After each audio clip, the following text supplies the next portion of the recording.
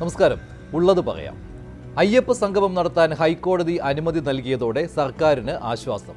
ഹിന്ദു സംഘടനകളും അയ്യപ്പ സംഗമത്തിൽ അണിചേരും.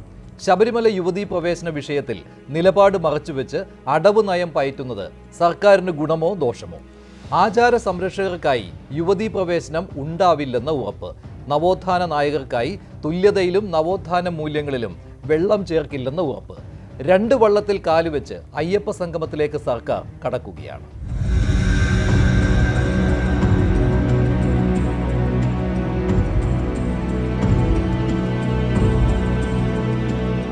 ശബരിമലയോ ആഗോള തീർത്ഥാടന കേന്ദ്രമാക്കി മാറ്റുക എന്ന ഒറ്റ കാഴ്ചപ്പാടാണ് വികസനവും. അത് പറയുന്നിടത്ത് മറ്റ് വിഷയങ്ങൾ കൊണ്ടൊന്ന് വിവാദമാക്കി ഇതിൻ്റെ ശോഭ കെടുത്തേണ്ടതില്ല. 24-25 വർഷക്കാലത്തെ തീർത്ഥാടന കാലഘട്ടം കുറ്റമറ്റ രൂപത്തിൽ പരാതിരഹിതമാക്കി മാറ്റാൻ കഴിഞ്ഞത് ഈ വിശ്വാസി സമൂഹത്തിൻ്റെ താല്പര്യം സംരക്ഷിക്കുന്ന ഒരു ഗവൺമെൻറ് കേരളത്തിലുള്ളത് കൊണ്ടാണ്. അയ്യപ്പ സംഗമം ശബരിമലയുടെ വികസനത്തിനായുള്ള ഭാവിയിലേക്കുള്ള കരുതൽ എന്നാണ് സർക്കാർ വാദം. മറ്റൊന്നും ചർച്ചാ വിഷയമാവില്ല. പ്രത്യേകിച്ച് ആചാരമോ വിശ്വാസമോ ഒന്നും ചർച്ചയ്ക്കില്ല. ശബരിമല മാസ്റ്റർ പ്ലാൻ ചർച്ചയ്ക്ക് വയ്ക്കും. ശബരിമലയിൽ ഇതിനകം വിഭാവന ചെയ്ത പദ്ധതികൾ ഏറ്റെടുക്കാൻ ആഗ്രഹമുള്ളവർക്ക് സംഭാവന നൽകി സഹായിക്കാം. സംഗമത്തിന് കാശ് മുടക്കുന്നത് സ്പോൺസർമാരാണ്. ശബരിമലയിൽ ദർശനം നടത്തിയവരിൽ നിന്നാണ് 3000 പ്രതിനിധികളെ തെരഞ്ഞെടുക്കുന്നത്. പമ്പയിലാണ് സംഗമം, സന്നിധാനത്തല്ല. അതിനാൽ കന്നിമാസ പൂജകൾക്കും തടസ്സമാകില്ല.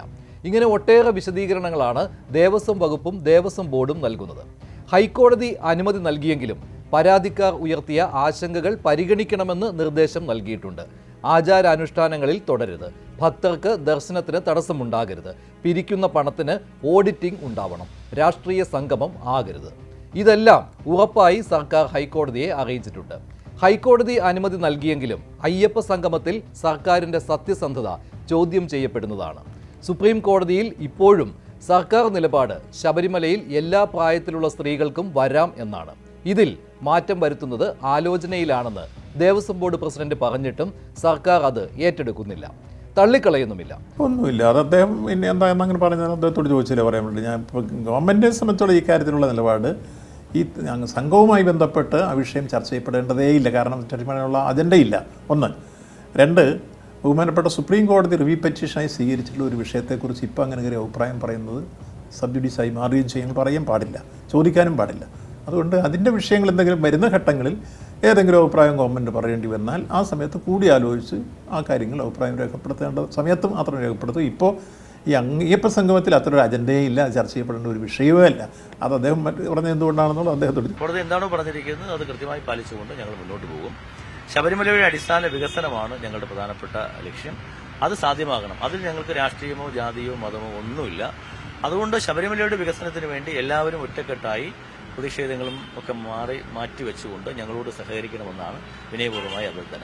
സുപ്രീം കോടതി ഇപ്പോൾ ഒന്നും ചോദിച്ചിട്ടില്ലല്ലോ, ചോദിക്കുമ്പോൾ പറഞ്ഞാൽ മതിയെന്ന് പറഞ്ഞൊഴിയുകയാണ് സർക്കാർ. തുറന്നു പറഞ്ഞാൽ മറുവശത്ത് നവോത്ഥാന മൂല്യങ്ങൾ സംരക്ഷിക്കാൻ നടത്തിയ പോരാട്ടം എന്തിനായിരുന്നു എന്ന ചോദ്യത്തിന് കൂടി മറുപടി നൽകേണ്ടി വരും. സുപ്രീം കോടതിയിൽ ഇനി യുവതീ പ്രവേശനത്തിന് അനുകൂലമായി കർശന നിലപാട് എടുക്കില്ല എന്ന പ്രതീതി ഉണ്ടാക്കി NSS പോലെയുള്ള സംഘടനകളെ ഒപ്പം കൂട്ടി. സുപ്രീം കോടതിയിലെ സത്യവാങ്മൂലം തിരുത്തേണ്ട സാഹചര്യം ഇല്ല എന്ന് പറഞ്ഞ് നവോത്ഥാന സംഘടനകളെയും പങ്കാളിയാക്കി. SNDP ഇപ്പോൾ പിന്തുണ പ്രഖ്യാപിച്ച് രംഗത്ത് വന്നു. NSS പിന്തുണ പ്രഖ്യാപിച്ച് രംഗത്ത് വന്നിട്ടുണ്ട്. KPMS പൊന്നല ശ്രീകുമാർ അദ്ദേഹം പങ്കെടുക്കുമെന്ന് പറഞ്ഞിട്ടുണ്ട്, പിന്തുണ പ്രഖ്യാപിച്ചു. മലയാളി സമുദായം അവർ പിന്തുണ പ്രഖ്യാപിച്ചു. ശൈത്യപുരം സഹസംഘത്തിലും പങ്കെടുത്തിരുന്നു. അതുപോലെ രാമഭദ്രൻ കൂട്ടർ, അങ്ങനെ അന്ന് നവോത്ഥാന സമിതിയായി സഹകരിച്ചിരുന്ന സംഘടനകളെല്ലാം അതിന് പിന്തുണ പ്രഖ്യാപിച്ച് അവർ മുഴുവൻ പങ്കെടുക്കുമെന്ന് അറിയിച്ചു കഴിഞ്ഞിട്ടുണ്ട്. അപ്പോൾ പിന്നെ ആ കാര്യത്തിൽ ആരും ഈ കാര്യത്തിൽ പിന്നോക്കം പോയിട്ടില്ല. ഇതെന്ത് പാർട്ടിയാണ്, എന്ത് സർക്കാരാണിത്? അതാ പിന്നെ എല്ലാ മതങ്ങളുടെയും എല്ലാ ജാതികളുടെയും ഉപജാതികളുടെയും ഒക്കെ സംഗമം നടത്തും. എന്താ ഗവൺമെന്റ് ഉദ്ദേശിക്കുന്നത്? എന്താണ് ഗവൺമെന്റിന്റെ പർപ്പസ്? എന്താണ് എന്ത് സെമിനാർ? ഇതൊക്കെ 10ാമത്തെ കൊല്ലം തെരഞ്ഞെടുപ്പ് പ്രഖ്യാപിക്കാൻ പോവാ. അടുത്ത മാസം ലോക്കൽ ബോഡി പ്രഖ്യാപിക്കും അല്ലേ? അത് കഴിഞ്ഞാൽ ഉടനെ മറ്റേ തെരഞ്ഞെടുപ്പായി. ഇനി ഒന്നും ചെയ്യാനുള്ള സമയമില്ലല്ലോ. ഇപ്പോഴാണ് സെമിനാർ, ഇപ്പോഴാണ് കോൺക്ലേവ്. അല്ല, ഈ ഗവൺമെന്റ് എന്താ ചെയ്തുകൊണ്ട് എനിക്ക് മനസ്സിലാവുന്നില്ല. ജനങ്ങളെ ജനങ്ങളായി കാണാതെ ജാതിയുടെയും മതത്തിന്റെയും അടിസ്ഥാനത്തിൽ ജനങ്ങളെ ഡിവൈഡ് ചെയ്യാനാണ്, ഭിന്നിപ്പിക്കാനാണ് ഇപ്പോൾ കേരളത്തിന്റെ മുഖ്യമന്ത്രി ശ്രമിക്കുന്നത്. ഇതുകൊണ്ടൊന്നും അദ്ദേഹത്തിന് തെരഞ്ഞെടുപ്പിൽ വിജയം നേടാൻ കഴിയില്ല. ഒരു ഭാഗത്ത് ഹിന്ദുക്കളെ പ്രീണിപ്പിക്കാൻ നോക്കുന്നു, മറുഭാഗത്ത് ന്യൂനപക്ഷങ്ങളെ പ്രീണിപ്പിക്കാൻ നോക്കുന്നു. എന്താണ് ഈ കാണിക്കുന്നത്? ഒരു ഗവൺമെൻറ്റും കാണിക്കാത്ത തരത്തിൽ ജനങ്ങളെ ജനങ്ങളായി കാണാൻ തയ്യാറാകാതെ ജാതിയുടെയും മതത്തിൻ്റെയും കമ്പാർട്ട്മെൻറ്റുകളിലായി ജനങ്ങളെ ഭിന്നിപ്പിക്കാനുള്ള നീക്കം അപകടകരമാണ്. കേരളത്തിന് യോജിച്ച ഒന്നല്ല. ഇത് അവസാനിപ്പിക്കുകയാണ് ഗവൺമെൻറ് ചെയ്യുന്നത്. ഒരു മതേതര ഗവൺമെന്റ് എങ്ങനെയാണ് ആളുകളുടെ മതത്തിന്റെ അടിസ്ഥാനത്തിൽ സംഘടിപ്പിക്കുക? പ്രത്യേക മതവിഭാഗങ്ങളെ, അത് ഭൂരിപക്ഷമാകട്ടെ ന്യൂനപക്ഷമാകട്ടെ, മതത്തിന്റെ അടിസ്ഥാനത്തിൽ ആളുകളെ ഒരുമിച്ച് പിടിച്ചുകൂട്ടുക എന്നുള്ളത് നമ്മുടെ രാജ്യത്തിന്റെ മതേതര കാഴ്ചപ്പാടിന് വിരുദ്ധമാണ്. അത് ഈ ഗവൺമെന്റ് ചെയ്യുന്നത് ഭരണഘടനാ വിരുദ്ധമാണ്, സത്യപ്രതിജ്ഞാ ലംഘനമാണ്. പച്ചയായ ഭാഷയിൽ പറഞ്ഞാൽ വർഗീയത പ്രചരിപ്പിക്കാൻ വേണ്ടിയിട്ടുള്ള പരിശ്രമത്തിന്റെ ഭാഗമാണ്. ആളുകളെ ഭൂരിപക്ഷത്തിന്റെയും ന്യൂനപക്ഷത്തിന്റെയും അടിസ്ഥാനത്തിൽ വേർതിരിച്ച് സാമുദായിക സംഘർഷം ഉണ്ടാക്കി മുതലെടുക്കാൻ വേണ്ടിയിട്ടുള്ള ശ്രമമാണ് ഇത്തരം നീക്കങ്ങളിലൂടെ സർക്കാർ നടത്തുന്നത്. ന്യൂനപക്ഷ സംഗമം നടത്തുന്ന ഗവൺമെന്റ് ഭൂരിപക്ഷ സംഗമം നടത്തുമോ? എന്താണ് ഒരു മേഖലയോട് മാത്രം ഇത്ര താല്പര്യം? അതുകൊണ്ട് അത് പച്ചയായ വോട്ട് രാഷ്ട്രീയമാണ്. പഞ്ചായത്ത് തിരഞ്ഞെടുപ്പ് മുന്നിൽ കണ്ടുകൊണ്ട് വ്യത്യസ്ത സമൂഹങ്ങളെ കൂടെ നിർത്താൻ വേണ്ടിയിട്ടുള്ള പച്ചയായിട്ടുള്ള വർഗീയ രാഷ്ട്രീയത്തിനാണ് ഈ ഗവൺമെന്റ് പരിശ്രമിക്കുന്നത്. UDFന്റെയും BJPയുടെയും ചോദ്യങ്ങളെ തടഞ്ഞു നിർത്താൻ തൽക്കാലം സർക്കാരിന് കഴിഞ്ഞു. ഒപ്പം തെരഞ്ഞെടുപ്പ് അടുത്തു നിൽക്കുമ്പോൾ ലോക്സഭാ തെരഞ്ഞെടുപ്പുകളിൽ വിട്ടുപോയ ഹൈന്ദവ വോട്ടുകൾ തിരിച്ചു പിടിക്കാനുള്ള അടവ് നയം നടപ്പാക്കാനും.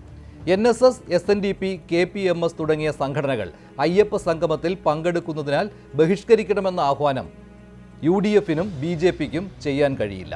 പകരം യുവതീ പ്രവേശനത്തിൽ ഇരട്ടത്താപ്പ് പ്രകടമായി എന്ന ആരോപണം ആവർത്തിക്കാം. ശബരിമലയുടെ വികസനം മാത്രമാണ് അജണ്ട, ആചാരാനുഷ്ഠാനത്തിൽ ചർച്ചയില്ല എന്ന് പറഞ്ഞ് സർക്കാരിനും പ്രതിരോധിക്കാം. എല്ലാം അയ്യപ്പന് വേണ്ടി, അയ്യപ്പനെ സ്വന്തമാക്കാൻ. ഞങ്ങൾ SNDP general secretary Shri Vellappally സാറിനെ കണ്ടിരുന്നു. NSSന്റെ ജനറൽ സെക്രട്ടറി ശ്രീ സുമാനൻ നായർ സാറിനെ കണ്ടിരുന്നു.